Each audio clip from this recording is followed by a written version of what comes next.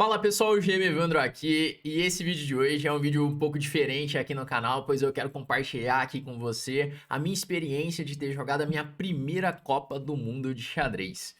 Bom, cheguei aqui no Brasil nos últimos dias, né? Então muitos de vocês estavam acompanhando, né? Ainda tá acontecendo a Copa do Mundo em Baku, no Azerbaijão. A Copa do Mundo vai até o dia 24 ou 25, salvo engano. E eu tive aí essa experiência incrível de poder participar da minha primeira Copa do Mundo. Fui eliminado ali na primeira fase pelo grande mestre do Egito, o Adli, que é um grande mestre bem forte ali, ele tem por volta de 2.600 de rating. Eu já sabia que seria um match bem difícil esse, mas ficou aquele gostinho de que dava pra ter passado, porque eu senti que eu tive boas chances de passar nesse match. Inclusive, eu quero mostrar aqui pra você, né, nesse vídeo de hoje, a primeira partida do match. E, de repente, no próximo vídeo aqui, se vocês gostarem, se vocês acharem uma boa ideia, inclusive me deixa aí nos comentários depois, saber se vocês gostaram. Eu posso analisar a segunda partida, que inclusive foi a partida mais confusa, a partida decisiva. Posso analisar num próximo vídeo aqui, né? Mas vamos lá, né? Antes de começar a análise dessa partida, né? O que eu sentia, assim, de jogar essa primeira Copa do Mundo, né? É um torneio, assim, que realmente eu não tinha jogado nada parecido com isso. Porque, assim, eu já joguei Olimpíada, já joguei vários torneios fora, torneios na Europa, enfrentei vários grandes mestres fortes já. Mas a Copa do Mundo, ela tem uma tensão, assim, que é muito diferente de tudo, né? Porque é um erro, você já pode ser eliminado já, você já tá fora. Então, era um ambiente de tensão muito absurdo, assim. Além de eu estar muito tenso há vários dias antes de começar a Copa, né? Eu olhava assim em volta, os outros jogadores, todo mundo com aquela expressão assim tensa de jogar a partida, o que é muito diferente, assim. Todo mundo preocupado ali, todo mundo preparando, né? Igual, por exemplo, eu tava dividindo o quarto com o Fear lá na Copa do Mundo e, nossa, a gente preparava muito para a partida, eu acho que até mais do que deveria, porque queria chegar bem, né? Fora os dias de preparação, assim, antes, né? Então, no momento que saiu ali o adversário, a gente já começou a preparar para o adversário, vendo tudo que o cara jogava, tentando chegar o mais preparado possível para a Copa do Mundo. E todo mundo fez isso, né? Todos os jogadores. Eram mais de 206, eu acho, jogadores, né? Os jogadores que se classificaram ali para a Copa do Mundo. E tava ali os melhores do mundo, né? E todo mundo muito tenso nesse ambiente de que, cara, você não pode errar. Se você errou, tá fora já. Pode ficar 2, 3 dias ali e já tem que voltar para casa. Então, eu tenho que confessar que eu tava realmente muito ansioso, né? Fiquei muito ansioso, muito nervoso ali com esse ambiente tenso ali, mas é um negócio que eu quero experimentar novamente. Com certeza eu quero jogar uma outra Copa do Mundo e eu tenho certeza que assim, esse ter jogado esse torneio foi algo que me motivou demais assim a evoluir como jogador. Né? Como vocês já sabem aqui que acompanham mais tempo, né? Nos últimos anos eu venho me dedicando especialmente ao lado de treinador, né? Aqui no Chessflix, com todos os alunos do método, do Chessflix, da mentoria também.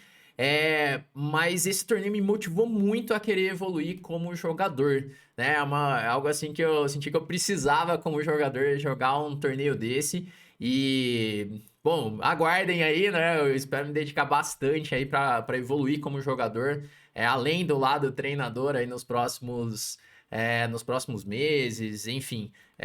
Que é algo que é uma experiência é, que eu quero passar novamente, que é esse de jogar a Copa do Mundo e estar ali ao lado desses melhores jogadores do mundo, né?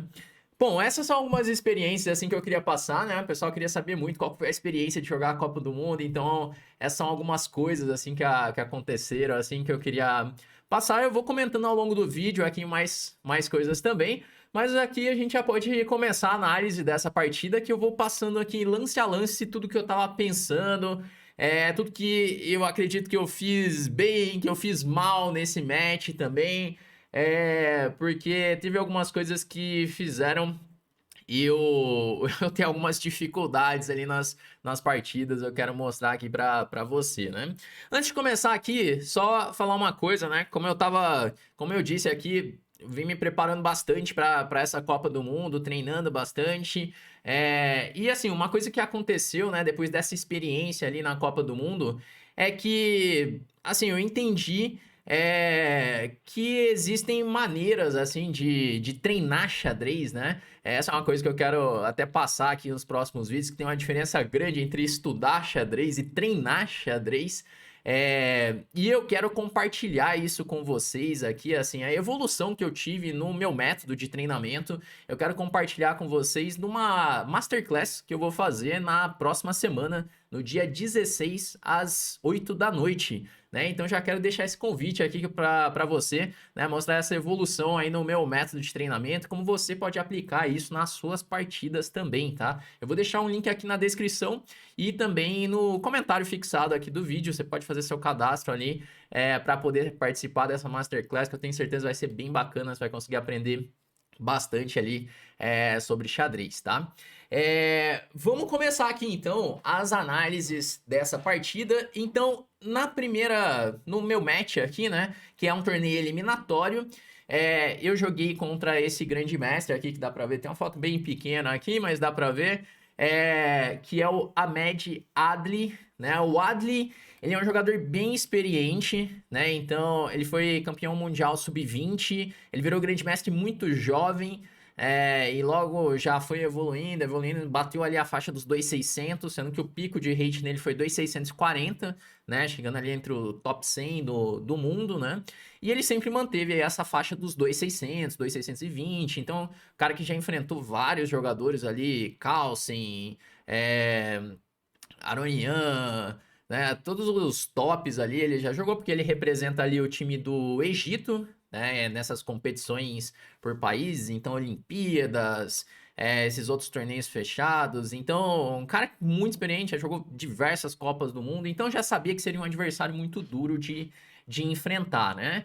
Mas, assim, eu sabia que eu tinha as minhas chances também, né? Já ganhei de jogadores nessa faixa de rating já. E são duas partidas, né? Duas partidas pode acontecer de tudo ali, né? E aí, assim, algumas características também desse meu adversário. Ele joga muito rápido, muito rápido. Então, assim, é especialista em blitz, partidas rápidas também. Tanto que ele tinha um rating bem alto lá no blitz, ou nas rápidas, tinha mais de 2.700 ali. Então ele tem essa característica, o jogador coloca muita pressão no tempo, e é um jogador assim que não é tão bem preparado para o nível dele nas aberturas, né? Essa é uma coisa que eu tinha sentido, mas que ele encontrava muito lance, muito recurso no meio-jogo, né? Então eu já sabia disso vendo as partidas dele, conversando com alguns amigos também. Eu já sabia dessas características e algumas coisas que eu tinha que tomar cuidado nesse match, né? Vamos lá então, né? Agora vamos ver o que aconteceu nessa primeira partida, depois dessa introdução longa aqui. Que é bem isso, né? Eu quero documentar aqui essa experiência, que ela fique aqui no canal, né? Que todos entendam como foi essa experiência minha ali também. E que de repente, né, daqui 1, 2 anos, poder jogar uma outra Copa do Mundo, eu posso voltar aqui e tá tudo documentado aqui no canal, né? Então, até me diz depois se você acha legal esse tipo de experiência. Eu posso trazendo mais, assim, essas experiências de torneio, que é um pouco diferente aqui dos desafios que eu faço. Mas aqui, de repente, você tem a oportunidade de me conhecer melhor, conhecer melhor a forma que eu penso nos torneios, o que eu tô querendo fazer, meus objetivos também. Me diz aí nos comentários se você acha legal esse tipo de vídeo, eu posso fazer mais aqui, tá? Mas vamos lá então, né? Então, primeira partida, eu joguei de pretas. Então, ali na cerimônia de abertura da Copa do Mundo, é feito o sorteio, né? Então, eu podia até ter colocado aqui um vídeo, né, que eu gravei ali, o Anand, né, que foi campeão mundial. O Anand fez ali o sorteio das cores, e aí foi sorteado ali as cores e eu caí a primeira partida de pretas, né? E o meu adversário, deixa eu começar a passar aqui, né? Ele, no geral, ele joga mais o peão dama. Ele variava mais entre o peão dama e o lance cavalo F3. E eu tomei a decisão de jogar a defesa que eu conheço mais, né? Que eu jogo há muitos anos, que é a defesa Grunfeld. Né? Então, tanto contra cavalo F3, tanto contra D4, o meu objetivo era jogar o lance cavalo F6, G6 e levar para as posições da defesa Grunfeld. Então, eu joguei aqui cavalo F6, ele veio com cavalo F3, G6 e agora G3. Então, até aqui nenhuma surpresa, porque o Ali ele já tinha jogado várias partidas com G3. Então é uma posição que eu sabia que podia surgir no tabuleiro, né? Tava dentro da minha preparação. E ele também sabia que eu jogava só Grunfeld, assim, basicamente. Então, ele preparou algo ele tinha ali para enfrentar essa Grunfeld. E uma coisa que eu já adianto aqui, que vai ficar claro aqui nas análises, é que nesse tipo de torneio eliminatório, nessa Copa do Mundo, surpreender o seu adversário na abertura é uma coisa que conta muito. Conta demais, você tirar o seu adversário ali da preparação, né? Você não quer entrar nas posições que o teu adversário analisou mais, né? Então, aqui eu joguei bispo G7, ele veio com C4, eu faço D5, assim, levando para as posições da Grunfeld, né? Então, nas posições da Grunfeld é isso que acontece. Eu vou ceder aqui o centro para depois poder atacar o centro do meu adversário. Ele jogou bispo G2, eu faço cavalo B6, seguiu o roque e agora cavalo C6 atacando o peão de D4. E na maioria das partidas do Adli, ele tinha jogado com E3. Né? Então, E3 ele tinha muita partida, eu preparei bastante esse tipo de posição. Mas eu sabia também que ele podia desviar em algum momento. Ele não ia jogar exatamente as mesmas posições que ele já jogou em outras partidas. Ele ia tentar desviar, tentando me surpreender. E aqui ele já faz um lance que ele nunca tinha jogado. Ele jogou aqui um lance cavalo C3, sacrificando aqui o peão de D4. Então, essa é a variante que ele tinha preparado para jogar de brancas comigo. E eu já tinha visto esse tipo de posição também. Claro, eu vi menos do que as outras posições, né? Ele me surpreendeu aqui, mas eu tinha me preparado também contra isso. Então aqui pode até ver nos tempos que por enquanto tá tudo normal aqui, né? Ele com 1h33, eu com 1h31, né? Que é esse ritmo de 1h30 para cada jogador e o acréscimo de 30 segundos a cada lance. Bom, aí eu tomei o peão de D4. Aqui, em um primeiro momento, você vê que eu já pensei aqui uns 7, 8 minutos, né? Porque eu tinha a opção de rocar também. Eu podia rocar, eu sabia que era uma outra posição, mas no fim das contas eu preferi jogar o cavalo D4 mesmo. Então aqui eu tava mais escolhendo que tipo de posição, né? E foi o momento que saiu, assim, das posições que eu esperava, então é normal dar aquele pensar um pouco para ver as próximas ações ali na partida, né? Então tomei em D4, ele tomou, dama toma e aqui A4. Então esse lance me surpreendeu. Porque assim, nas minhas análises eu tinha visto bastante as posições tomando em D4 e cavalo B5, levando para esse tipo de posição, que no geral o preto vai conseguir igualar sem muitas dificuldades. E outra posição que eu tinha visto também é jogando um cavalo B5 direto, que essa seria uma outra ideia, por exemplo, dama C4, dama B3. Tem bastante teoria disso, até tem bastante partidas já foram jogadas nessa posição, e eu tinha aprofundado nesses dois lances aqui das brancas. Mas o lance A4 que ele jogou é um lance que eu deixei passar na minha preparação. Era o terceiro lance mais jogado, tinha só 10 partidas na base, e eu acabei não vendo esse lance. Então aqui eu já tô fora da minha preparação já. E aí eu comecei a entender a posição, né? Então vamos entender o que tá acontecendo aqui, né? Ele tem a ameaça de jogar esse cavalo B5, ele tem a ameaça de A5, A6 também. Então ele tem algumas ameaças que eu tenho que tomar bastante cuidado. E aqui eu comecei a ver os candidatos da posição, né? De repente rocar, de repente tomar em D1. E aí eu fui começando a ver que não era tão simples assim a posição.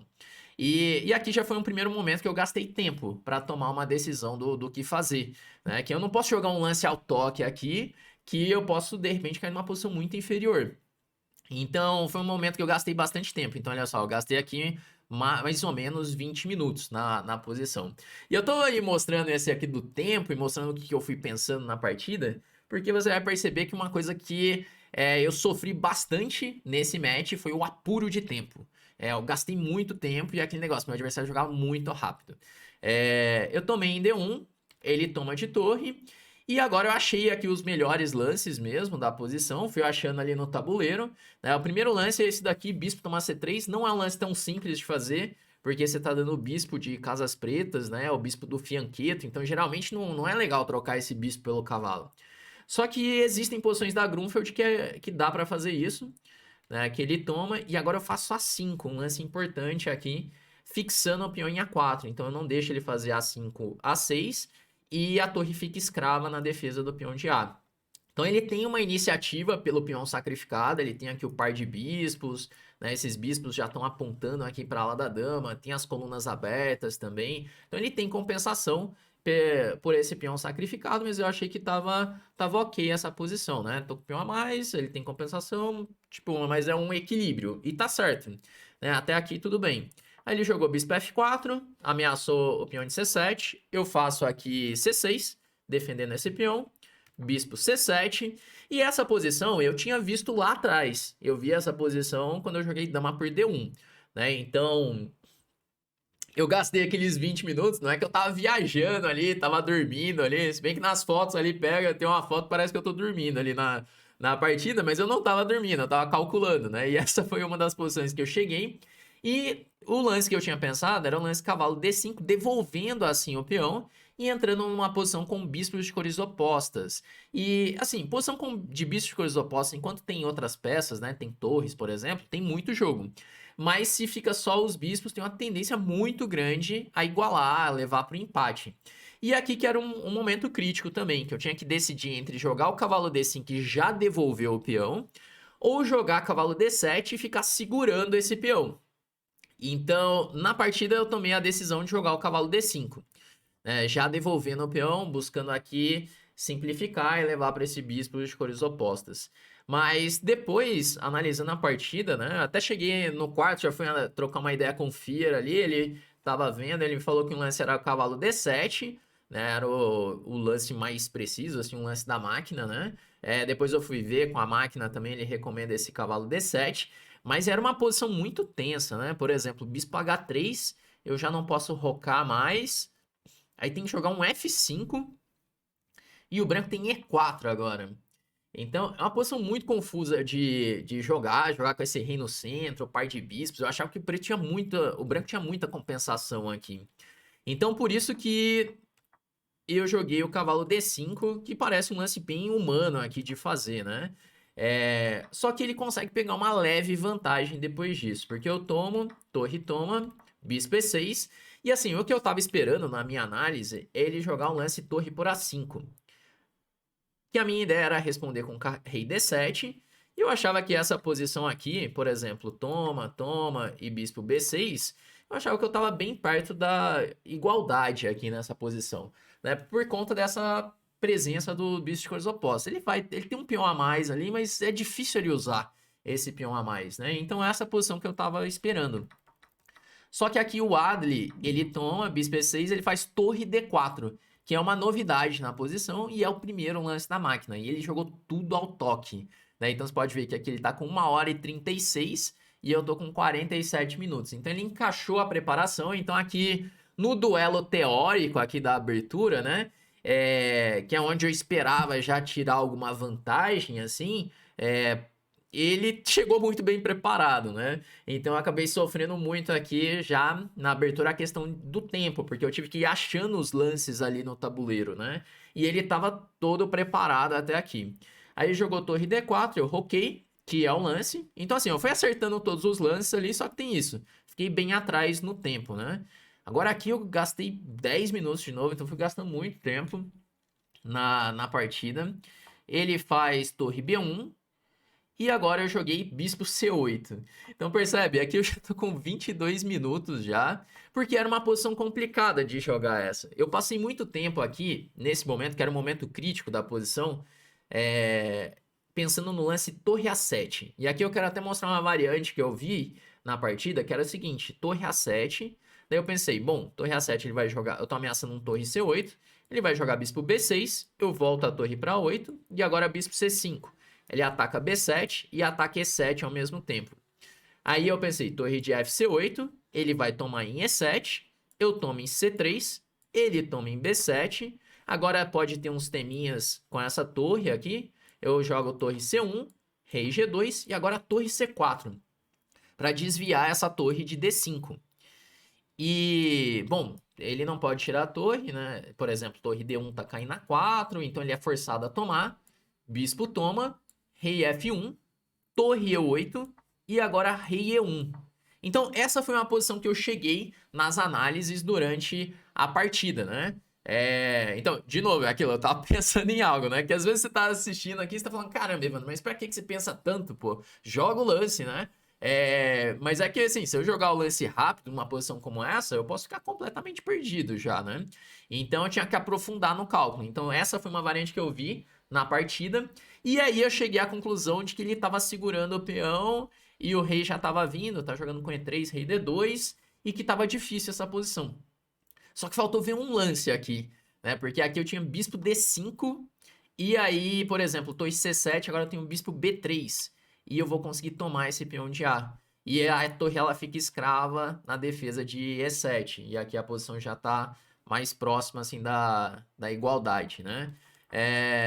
Então, assim, eu consegui aprofundar bem, só que faltou um lance ainda para chegar na posição. E daí, não chegando numa conclusão com torre A7, eu joguei bispo C8. E aqui meio que eu, assim, aceitei ficar pior na posição. Porque eu já sentia que tava complicado aqui a posição. Teria que defender o final, que tem ali o bispo de coisas opostas, mas eu tô muito preso depois de fazer esse bispo C8. E assim, uma conclusão que eu cheguei que era mais importante eu segurar esse peão de B. Que eu tinha que manter esse peão, né? Eu não podia deixar ele trocar, por exemplo, tomar em B7. Porque senão o peão de C ele vai disparar. Enquanto eu tenho esse peão de B, ele pode segurar o peão de C, né? Eu joguei bispo C8 e aqui começa um sofrimento, né? E aí o problema maior, ele tá com 1h25 e eu tô com 22 minutos. Aí eu joguei F6 para trazer o rei, bispo A5, torre A6.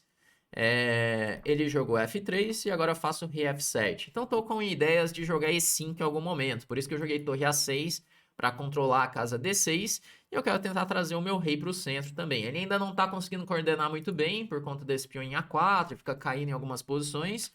Aí ele jogou rei F2, eu faço H5, bispo B6, E5, torre D6 e agora eu faço rei E7. E aqui a questão do tempo tá complicando bastante, né? Ele tá com 52 minutos, eu tô ali com 7 minutos. E eu começo a ter que achar muito lance, né? Porque aqui tá no lance 24 ainda, então faltam 14 lances para chegar ali no lance 40, que é quando eu ganho mais 30 minutos de incremento, né? Aí eu joguei esse rei E7, ele faz torre D2, rei E6, e aqui eu fui achando os únicos, assim, né? Porque é uma posição bem delicada, né? Como eu falei, bicho que os opostos têm uma tendência ao empate, mas enquanto tem a presença das torres, o negócio é bem complicado. Aí ele jogou A5, eu faço bispo D7, torre D5, bispo C6, e o computador já não gosta desse lance aqui, ele dá o bispo C6 como uma interrogação. Tinha que jogar bispo A4, segundo aqui o computador aqui do chess.com.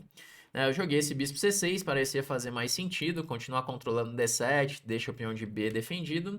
Só que aqui ele tinha algum lance, torre D8, que ele deixou passar também, né? Jogou torre D6 e eu joguei rei F7, bispo D8, tenho que jogar rei G7 forçado. E agora ele faz C4. E tá aquela pressão chata, né? Que ele tá vindo com C5 agora. E minhas peças estão bem descoordenadas aqui. Eu joguei torre A8, acaba sendo único. Ele faz H4. E aqui eu tô com 3 minutos, ele com 44 minutos. E ele começou a jogar bem rápido aqui para me pressionar no tempo, né? Ele já vinha jogando rápido a partida toda. Mas aqui ele quis aproveitar para pressionar no tempo, né? Que a tendência de errar nesses apuros é muito grande, né? Você pode ver que todo jogador ali, mesmo os jogadores ali 2.700 mais, quando entra no apuro de tempo, acaba cometendo erros, né? Daí ele jogou bispo B6, eu faço torre E8, rei E3, rei F7, bispo D8 e agora a torre E6. Eu quero trocar ali uma das torres, porque é aquele negócio, quando eu vou simplificando mais a posição, eu começo a ter chances de empate por conta do bicho de cores opostas. E aí esse lance foi legal, você vê que a vantagem dele foi diminuindo até, ele jogou uns lances imprecisos. Aí C5, toma em D6, torre D6, e agora eu faço F5. Bom, tô com 1 minuto, 1 minuto ali no relógio nesse momento. E aí ele comete um erro, ele faz bispo F6. E aí eu jogo E4, que é um erro também, né? Que aqui já tá nesse apuro de tempo, eu tenho que fazer lance. Aqui tinha que jogar bispo P8. Bispo P8 atacando assim o peão de C5. Olha só, bispo P8, esse bispo E5, torre por C5. E vai igualar essa posição, porque eu ataquei E5, ataquei A5. Eu não pensei nesse lance, esse bispo E8. Esse tipo de lance é um lance que não é fácil de fazer, né? Esse lance voltando a peça para trás. E tenho que confessar que eu não pensei nisso. Eu já pensei em fazer o E4, me livrar ali de um peão. Ele jogou bispo D4. E agora eu tomo em F3. E esse era um momento bem crítico aqui da partida, que ele tem 41 minutos, eu tenho 2 minutos. E ele acabou fazendo um lance ao toque, né? Eu tomei em F3, ele já tomou em F3 também, velho. Ele pensou 30 segundos ali e interrogou. Aqui ele tinha que jogar torre F6. E, bom, eu tenho chances ainda de salvar essa posição, mas é uma posição bem difícil. Ele vai me apertar bastante aqui, ainda mais com pouco tempo. Tudo bem que agora eu vou ganhar os 30 minutos, mas ia começar o sofrimento de novo ali para defender essa posição. Mas aí ele interrogou com esse. E aqui, se você quiser até parar para pensar, né? Tem um lance que já praticamente decreta um empate. Né? E aí, quando ele tomou, ele viu esse lance no tabuleiro, o torre 8 cheque. Né? Aqui eu deveria ter parado um pouquinho para você pensar, né? Desculpa. Para um pouquinho para pensar e já falei o lance da sequência, né? Estraguei aqui o exercício. Mas enfim, aqui quando ele viu esse torre 8, ele percebeu. A ideia é que eu tô jogando torre E6 no próximo. E ele esqueceu essa ideia, esse recurso. E aqui ele já entendeu que ia empatar a partida, né? E aqui eu já dei uma aliviada, mesmo com 1 minuto, eu sei que eu vou conseguir empatar essa posição, porque vai trocar as torres e com bichos de coisas opostas eu vou ter várias fortalezas ali. Né? Daí ele começou um showzinho ali, aquele tilt, porque ele sentiu que estava numa posição boa, podia pressionar ali, aí estragou a posição. Aí ele fez um showzinho ali, pensou pra caramba agora, mas não tem muito o que fazer, né? Porque depois de rei F4, eu jogo torre E6, torre E8, vai trocar as torres, né? Se ele ficar voltando, vai repetir. Né? A torre não tem casas, esse que é o detalhe. Tipo, o bispo em D4, ele tirou as casas da torre. Aí ele tem que trocar. E bom, aqui esse final, né, é um final que é sem chances aqui dele ganhar, né? Ele jogou rei E5, rei E7 para controlar as casas do rei, F4. Ele ainda tentou me deixar em Zug, né? Ele fez uma manobra aqui com o bispo para deixar em Zug, que agora ele ameaça C6. Quando eu volto o bispo, ele joga bispo A3 e eu não posso tirar o bispo se não levo C6. Só que aqui tem um lance bem legal que eu vou permitir que o rei dele entre ali na ala do rei, mas ainda assim ele não consegue ganhar a partida. Eu faço um lance rei D7. Ele entra em F6, vai ganhar um peão, vou ficar com 2 peões a menos, só que aqui a gente vai chegar numa posição de uma fortaleza. Né? Então é muito legal conhecer esses temas aqui de bichos de cores opostas, que dá para salvar muitas partidas. Né? Então eu joguei bispo F3, rei G6, bispo G4, segura ali os 2 peões. E o meu plano é bem simples agora, eu vou colocar esse meu rei lá em A6 e a partida empatou aí. Porque por mais que ele consiga avançar o peão de C, troca, tô com 2 a menos, mas ele não consegue progredir. O negócio do bicho de cores opostas é isso, que ele não consegue atacar nas casas brancas. Né? Então, se fosse bispo de mesma cor, ele ganharia fácil esse final. Mas bichos de cores opostas tem esse detalhe, você não consegue atacar na mesma cor do bispo do seu adversário. E, bom, aqui é bem simples, ele pensou um monte aqui, jogou um rei F6, aí rei C6, rei E5, rei B5. Aqui ainda ele tentou um último truque, né, esse bispo B4, porque se eu tomo em B4, ele joga com A6. Eu tomo, ele joga C6 agora. Aí, por exemplo, bispo F3 para segurar a promoção, ele toma em F5, e o detalhe é que ele vai promover o peão de F com cheque. Olha só, tipo, rei G, A5, rei G5, A4, F5, A3, F6, A2, F7, dama, dama, cheque. E aí tá numa posição que o branco tá melhor, né? Se alguém tem chance de vencer aqui, é só o branco, né? Então ele tentou esse último lance aí, só que eu já joguei bispo B4, eu joguei ao toque aqui, rei A6, né? Eu já tinha visto esse bispo B4 já. E agora é decretado o empate, né? Rei D6, bispo F3, seguiu mais alguns lances, mas é isso, né? Por mais que ele passe lance, ele nunca consegue progredir na posição. É só ficar passando. E aqui a partida ela terminou em empate.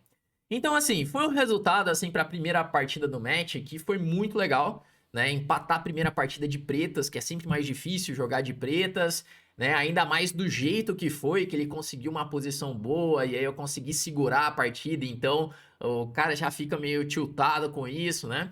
Então aqui eu tava muito confiante para a segunda partida do match, né? Porque eu senti que eu tinha ido bem ali de pretas, tinha segurado ali a partida, ele deixou escapar alguns momentos. E aí eu pensei, pô, agora amanhã de brancas, vamos para cima aqui, né? Vou passar desse cara, né? Então tava muito confiante para a segunda partida. É... E aí eu quero analisar essa segunda partida com você no próximo vídeo, que essa partida ela foi muito tensa, tem vários momentos para mostrar. Essa aqui também foi bastante tensa, né? Para quem tava assistindo principalmente, né? Minha namorada falou que passou mal de ver ali, acho que ela tava acompanhando o Rafa Chiesa aquela coisa, né? Ele sempre coloca muita emoção ali narrando, né? Então eu imagino que o pessoal deve ter ficado bem tenso aí junto comigo nessa partida, né?